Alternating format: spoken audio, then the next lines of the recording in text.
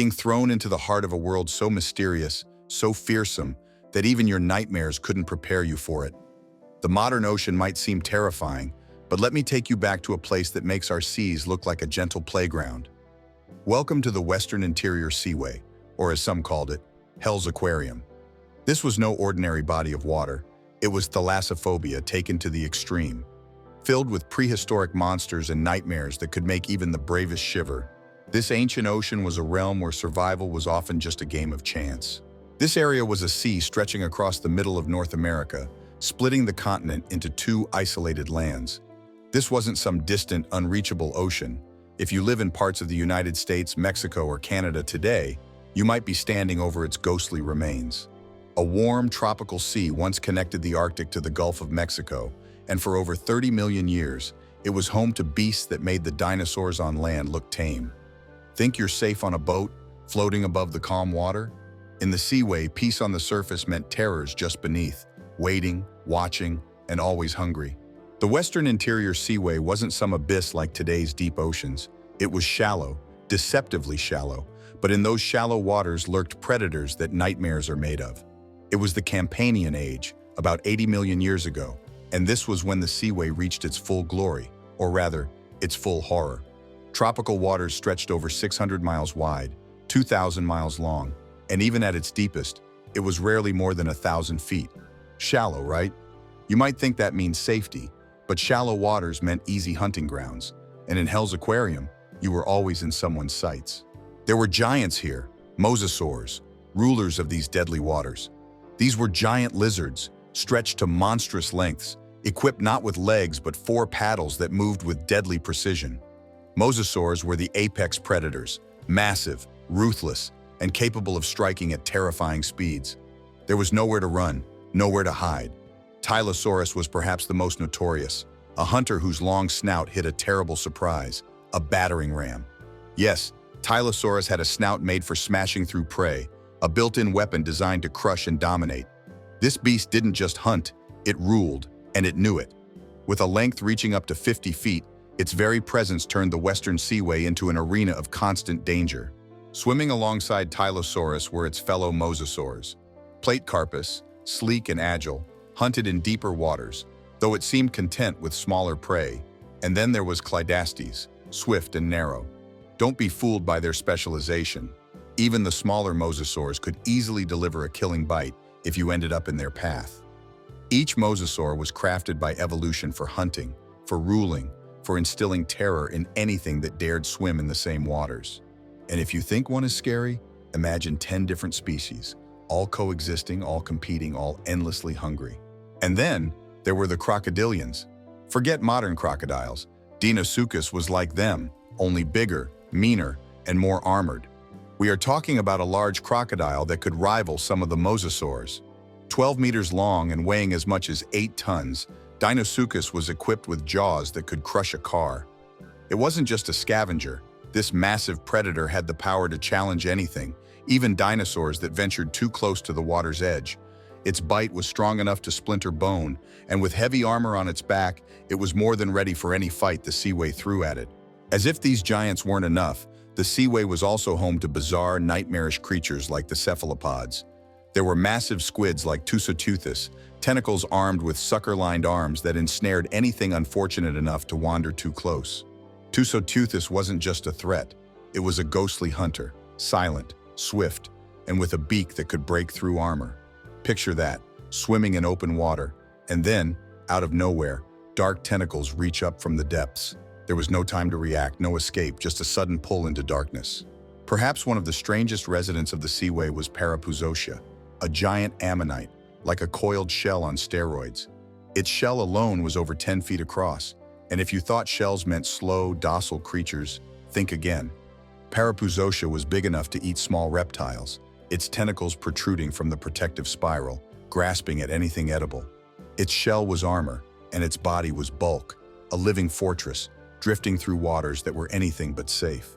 And yet, even this beast needed to be wary, for in this ocean, you were never the only one hunting. Then, there was Squalocorax, the crow shark, smaller but no less deadly. Squalocorax wasn't just a hunter, it was an opportunist, feeding on anything it could find. including dinosaurs that wandered too close to the water. With curved, serrated teeth, it was a scavenger and predator alike. The crow shark was known to attack pterosaurs as well, a winged reptile soaring low over the water, and then, without warning, being snatched up in powerful jaws. Squalocorax wasn't the largest threat in these waters, but it was opportunistic, quick to strike, and never missed an opportunity for an easy meal. No ocean of nightmares would be complete without mentioning Xiphactinus, the bulldog fish. Ugly, mean, and deadly, Xiphactinus was known for swallowing its prey whole, often fish almost as large as itself. It was a fish over 15 feet long, capable of gulping down creatures with a mouthful of needle-sharp teeth.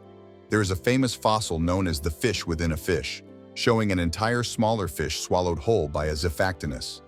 It was as if the seaway was a place where every living thing had to constantly look over its shoulder, because there was always something bigger waiting to strike. And of course, there were the plesiosaurs, graceful, almost serene in appearance, but deceptive.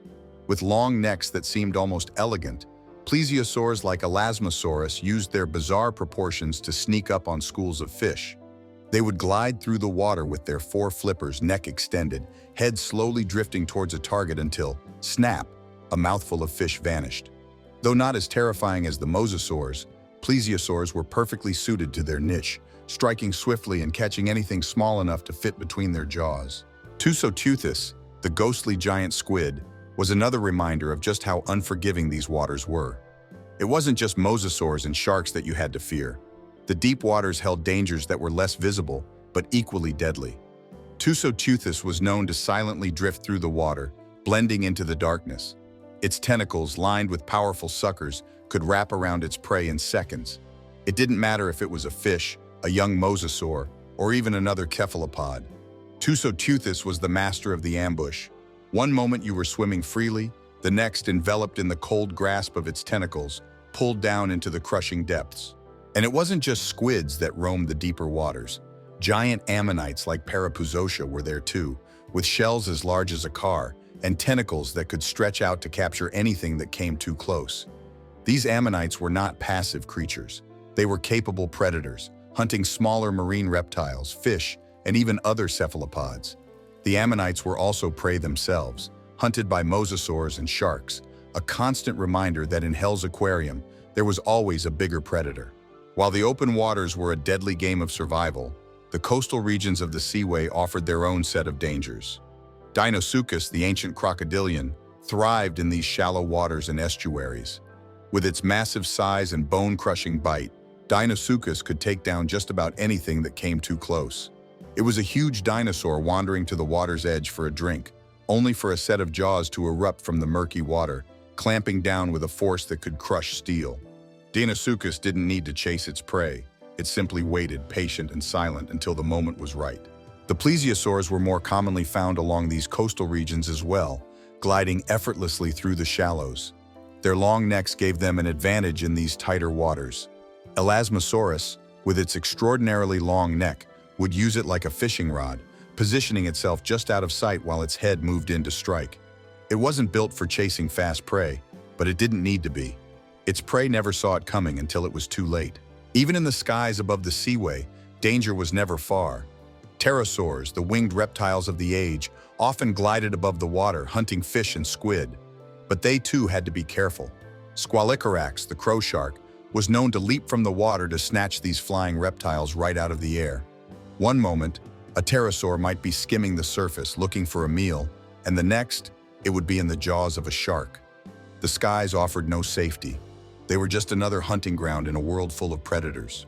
The deeper you dive into the western interior seaway, the more you realize just how dangerous every corner of it truly was. Even creatures that seemed invincible had to constantly be on alert. The mosasaurs were the kings of these waters, but even they were not without threats. Rival mosasaurs, massive squids, and giant sharks all posed potential dangers. Tylosaurus, despite its size and power, had been found with bite marks that suggested violent encounters with other predators, possibly even with other Tylosaurus. The Western Seaway was not a place where you lived long without scars. Would you dare dive into Hell's aquarium, facing creatures deadlier than any modern shark? Tell us in the comments, and don't forget to like and subscribe for more prehistoric thrills.